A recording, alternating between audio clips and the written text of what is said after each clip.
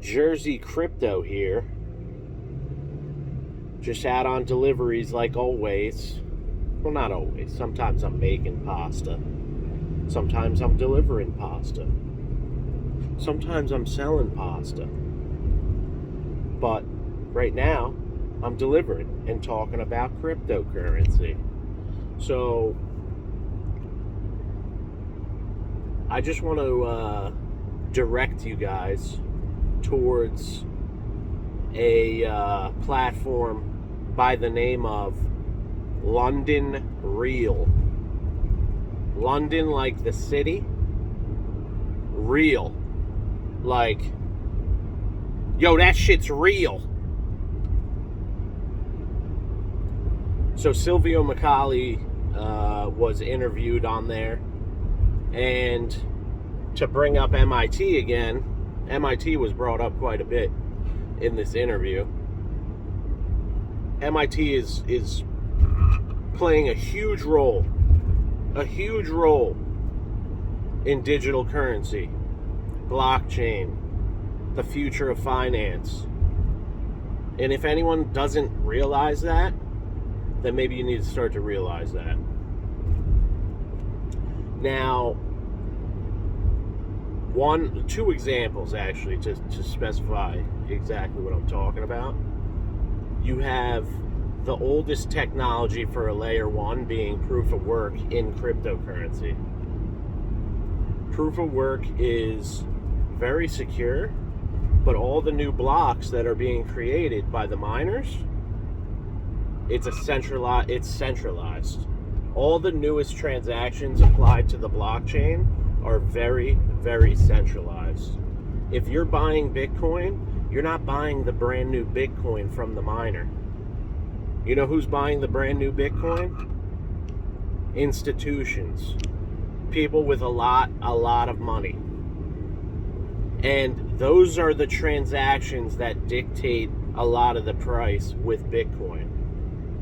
So in order to predict that is to be part of it, which there's only a handful of probably sources to even give that information out, and it's going to be not in their best interest to let you know the direction. So I think over the next 4 years, we're going to find that out a little more and more, or catch more hints of it. I mean, anytime, like China bans mining, and what happens to the price of Bitcoin? It tanks, because how many partnerships were made buying the new blocks off of the miners? How many partnerships? Just think about it. Now, Ethereum, proof of work. They want you to stake your proof of work Ethereum, because that's what actually exists, to store enough of the existing Ethereum. Now, in order for people to store their Ethereum, they can't use it. So the only way to give them, the blockchain, enough power to move on to proof of stake is for the entire community to sacrifice being able to make transactions on Ethereum, and they need more than half of the existing Ethereum to be staked in order to have enough power to combat the miners, basically. The miners have the power. They're creating the new blocks. All your transactions, you're fighting the miners. That's centralized. I don't care what anyone says. Doesn't matter how many miners there are. When you're trying to mine Ethereum off your single computer at home, and it warms up that room real nice, all you got is to turn on your ceiling fan to try and keep that room at a normal temperature off of a single machine. You don't have power. You might get a couple bucks, but you don't have power. Now, layer 2 solutions are not solutions. Not solutions to decentralization. Solutions to maybe transactions within an ecosystem that's not decentralized. So then comes proof of stake. Well, one, watch this interview. London Real with Silvio Macaulay. I think it was done on the 9th. You can watch it now. Go on to London Real, put your email address in, and just hit subscribe. It doesn't cost anything. And the host, which I forget his name, but he's from MIT. Either way. So, Vitalik Buterin comes up with this trilemma and makes a very bold statement, which I think was initiated to buy him time, because he's one of the most powerful figures, if he is the most powerful figure in cryptocurrency right now, because he's running the biggest he's running the biggest ecosystem that's not anonymous, because Bitcoin's anonymous. There is no head of Bitcoin that you can put a face to. But there's a head of Ethereum, and it's Vitalik. So he puts out this statement, which is very bold of him to say, and I think it's mainly to buy him time. But how much time is it going to take? His focus would have to be making people risk not being able to transact their Ethereum in order to store enough Ethereum to combat the miners. Now, the miners can't know this, because if they know that that's the case, they can get together and corrupt the system to be in their benefit and not allow more blocks onto the chain, or not sell blocks to the chain and just collect the blocks, and then you're at a standstill.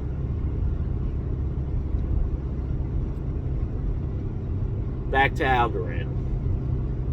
So Silvio Macaulay, he's a pioneer in cryptocurrency. He's already proven Vitalik Buterin's statement of the trilemma, where you can't have speed, security, and decentralization. He's already proven it wrong, because Algorand's doing exactly that right now. And what have I said in past videos?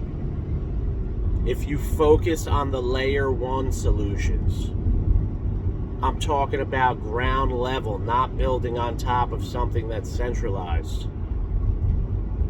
Now, I'm specifying that it's centralized only because it has a negative connotation.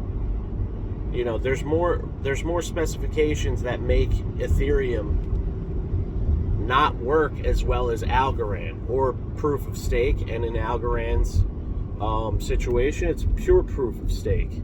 Because just owning an Algorand, you are contributing to the blockchain, the ledger. And you get your cut just owning one. You can own one Algorand. So, I also have videos on why you shouldn't have to lock your proof of stake coins up in a pool where you can't touch them in order to receive your stake.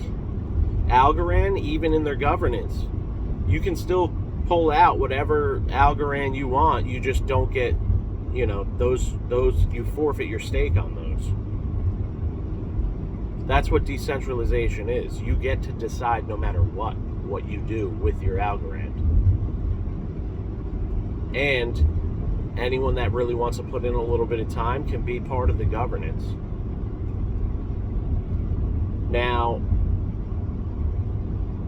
he's solved the trilemma. He's a layer 1 solution. That means every layer 2 that builds on top of Algorand doesn't have to solve it. It's already solved. It's already encrypted onto the algorithm. You're building on top of something that's way closer to achieving perfection when it comes to blockchain. Now, nothing's perfect, but what Ethereum's trying to do for transferring over to proof of stake, there's a reason for that. Why don't enough people consider that Ethereum, the biggest blockchain, the biggest ecosystem, is trying to move over to proof of stake, but is not proof of stake yet? And it's going to, they try to dumb down how much of an achievement has to be made in order for that to happen. You guys have to, you Ethereum adopters have to forfeit your transactions and store your Ethereum. You have to basically lock up your Ethereum, and when more than half of the Ethereum, it has to at least be more than half. It might be more than that. I don't know, in order to combat the miners. But proof of stake is the goal for Ethereum. Algorand already achieved that. They already are adopting, programmers and people building on top of them that are transitioning from Ethereum to their layer 1 because it's already there. So once more people realize this, the adoption rate is going to be massive. Now, the people that won't want to get in are the ones, think of this. Who doesn't want cryptocurrency and decentralization to come to fruition?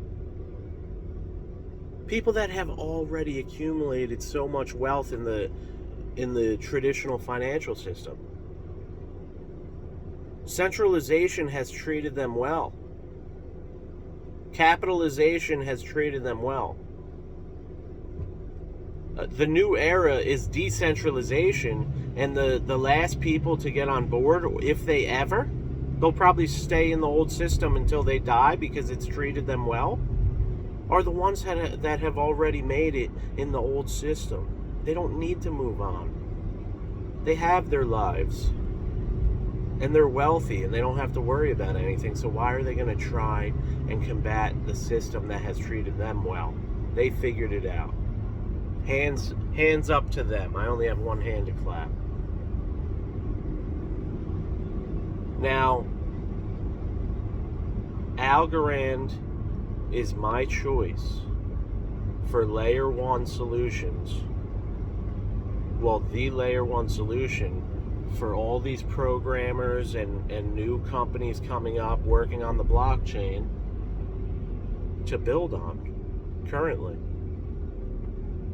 The other one would be Cardano, but it hasn't really been set into place yet with their smart contracts.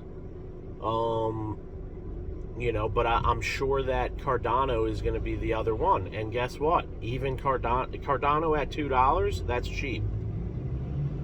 Algorand at $2, it's funny, they're both the same price. It's cheap. Ethereum's at $4,000, $4,600, and there's not very little Ethereum. There's hundreds of millions, or several hundred million, or almost 200 million, whatever. For it to be $4,600 and have that type of market cap, you don't think that the adoption, people moving over to Algorand and newer people buying in and seeing the transactions being much cheaper, much more efficient, much faster, much more secure, much more decentralized? You get your stake. You get your stake even at a small level. Empower the people. That's what I invest in. I invest in the projects that are empowering me. So empower yourself. Jersey Crypto. Like, comment, subscribe. Go watch London Real. Silvio Macaulay, he's not Mr. Flamboyant. He's not selling you something. He's talking about real life opportunity, which could be boring to a lot of people. They want to hear about things that are ungraspable. This is very easy to grasp. Why don't you get the stuff that you could get your hands on? Stop trying to buy fractions of an Ethereum and a Bitcoin. You could buy whole Algorands. And guess what? In 10 years, in 4 to 10 years, I mean, I don't know why I said 10. It might be 4, it might be 3 years. You're going to be happy you did. I can easily say that even if Algorand goes up to $40 this year, if it goes up to $40, I know it's holding at $40 in 4 years. If it goes up to $10, I know it'll be $40 in 10 years. I could say whatever I want about it. All I know is it's going up. Crypto gains, baby, for the masses. Decentralization. Focus on it.